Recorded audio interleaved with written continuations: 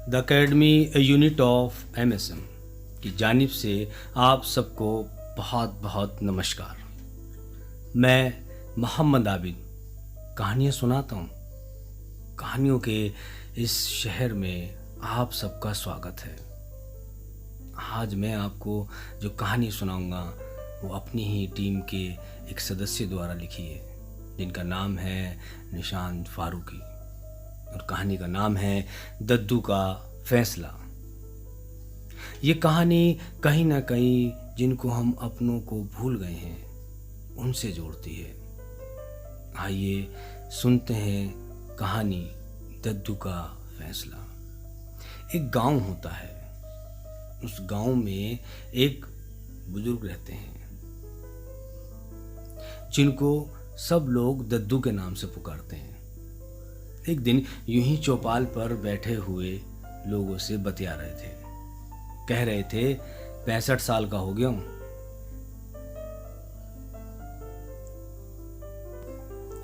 तुम बूढ़ों से जवान हूं।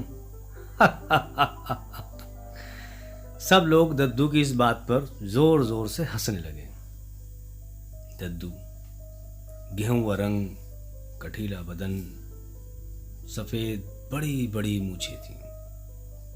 चौपाल पर हुक्का पीते थे और बस बतिया करते थे। दद्दू के घरवाली को गुजरे हुए 5 साल हो गए। 3 बेटे थे, तीनों की शादी कर दी। सब कुछ बहुत खुश था, सब खुश थे। दद्दू ने अपने बच्चों को खेती दे रखी थी। खेत में जितनी भी कमाई होती थी सब दद्दू को लाके दे दिया करते थे, और दद्दू जितनी उनकी ज़रूरत हुआ करती थी उतने पैसे ले लिया करते थे और बाकी पैसे बच्चों को दे दिया करते थे। उनके ही पड़ोस में एक रामलाल रहता था जिनसे उनकी बहुत घनिष्ठ मित्रता थी। एक दिन क्या होता है कि रामलाल के घर से रोने पीटने की आवाज़ें आ रही हैं। आवाज सुनकर दद्दू घबरा गए।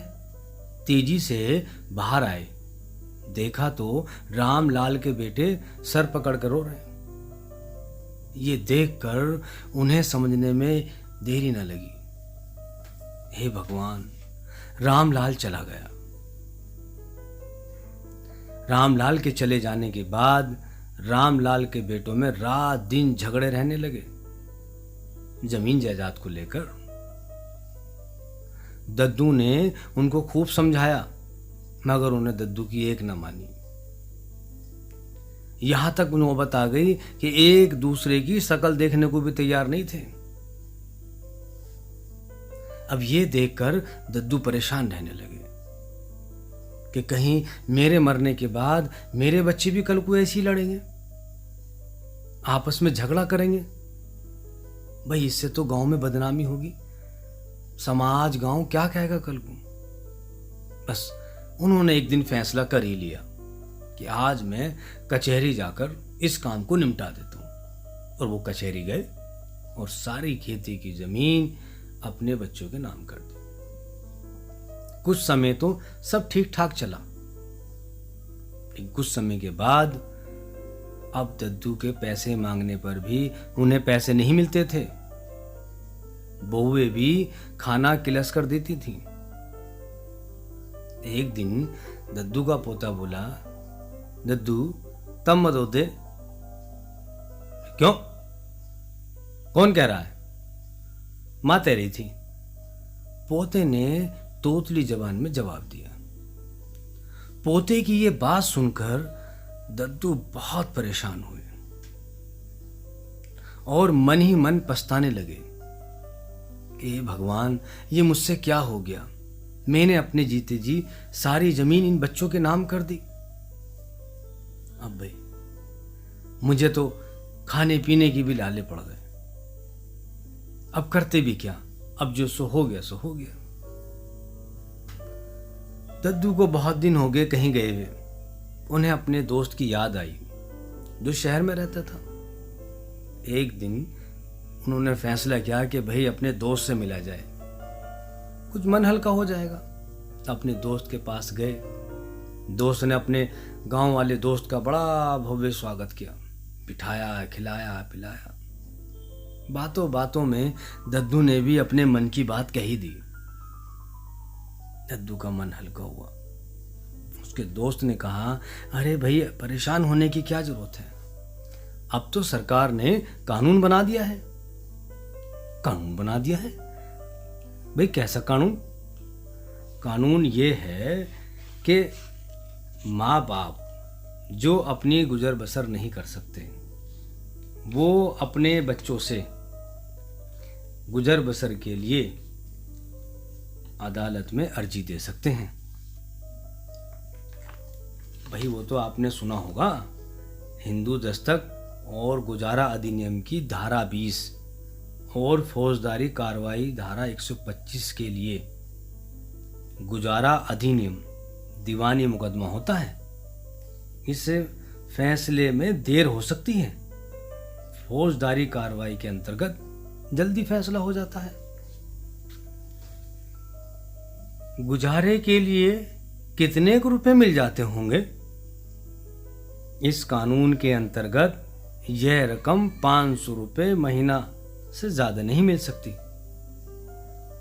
भैया, अगर अदालत के मुकदमे के बाद भी औलाद ने गुजारे के लिए रुपए देने से मना कर दिया तो मैं क्या करूंगा भैया? यदि अदालत के आदेश के बाद भी औलाद गुजारे के लिए रकम देने से इनकार कर दे या देते देते बंद कर दे तो उनके विरुद्ध अदालत में अर्जी दी जा सकती है। औलाद को बकाया रकम देनी ही पड़ेगी और अगर उन्होंने अदालत का हुक्म नहीं माना तो उन पर जुर्माना हो सकता है, यहाँ तक कि उन्हें जेल की हवा भी खानी पड़ सके। दद्दू सोच में पड़ गए। बेटे पर मुकदमा करूंगा तो लोग क्या कहेंगे, गांव क्या कहेगा भाई? मगर मैं भी क्या करूं? कितनी बार बेटों को बात की, गांव के मुखिया से भी कहलवाया, मगर उन्होंने किसी की ना मानी। भाई लोग कहें तो कहें, को भीख थोड़ी मांग रहा हूं मैं, अपना हक मांग रहा हूं। हाँ, अपना हक मांग रहा हूं। और फिर उन्होंने बेटों पर मुकदमा दायर कर दिया। आखिरकार बेटों को गुजारे के लिए खर्च देना ही पड़ा। अब दद्दू पहले की तरह मस्त रहते, चौपाल पर बैठकर खूब गप्पे मारते और कहते, 66 का हो गया हूं, तुम सब बूढ़ों से जवान लगता हूं। अब फिर चौपाल से हंसी की मिली जुली आवाजें आने लगी। इस सब आवाजों में दद्दू की आवाज सबसे अलग और ऊंची थी। बस इतनी सी कहानी है। हमें उम्मीद है ये कहानी आपको जरूर पसंद आएगी। अब हमें अपनों से अपनों को दूर नहीं होना है, बल्कि अपने करीब रखना है, ताकि ऐसे मुकदमे की नौबत ना आ सके। आओ हम सब मिलकर बुजुर्गों का सम्मान करें, देश का सम्मान करें। जय हिंद। सुनी कहानी आपने? हमें उम्मीद है ये कहानी आपको जरूर पसंद आई होगी। आप कोई भी कहानी अपनी आवाज़ में रिकॉर्ड कर हमें भेज दें। जल्दी ही आपकी कहानियों को अपनी कहानियों में शामिल किया जाएगा। हमें उम्मीद है इस कहानी से आपको कहानी सुनाने का तरीका जरूर समझ में आया होगा। बस जल्दी से एक अच्छी सी कहानी अपनी आवाज़ में रिकॉर्ड कर हमें भेज दें।